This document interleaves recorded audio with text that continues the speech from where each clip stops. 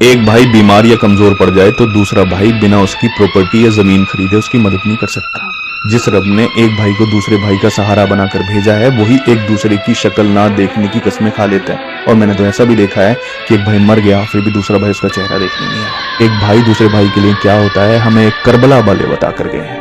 جنگ کی پہلی رات، اگلے دن جنگ تھی، اور اس سے پہلی رات جو تھی نا، سب کو بٹھایا حضرت امام حسین علیہ السلام نے، اور سب کو بٹھا کر کہا کہ جس کو جانا ہو وہ جا سکتا ہے، جنگ چھوڑ کر میرا ساتھ چھوڑ کر جس کو جانا ہو وہ جا سکتا ہے۔ میں یہاں بیٹھے ہوئے سب کو جنت کی بشارت دیتا ہوں، اگر کوئی چھوڑ کر چلا بھی جائے گا تو اس کو جنت مل جائے گی۔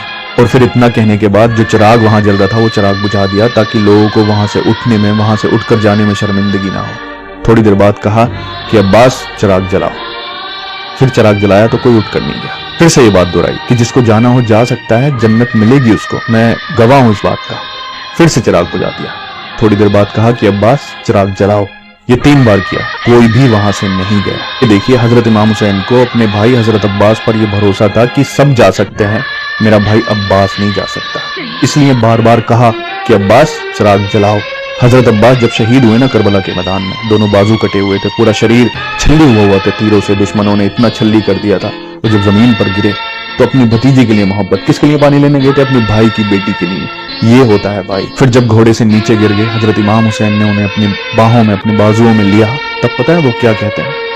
وہ کہتے ہیں کہ بھائی مجھے میرے جسم کو یہیں دفن کر دینا، وہاں لے کر مت جانا، میں شرمندہ ہوں، اپنی بھتیجی کے لیے پانی نہیں لے جا سکا۔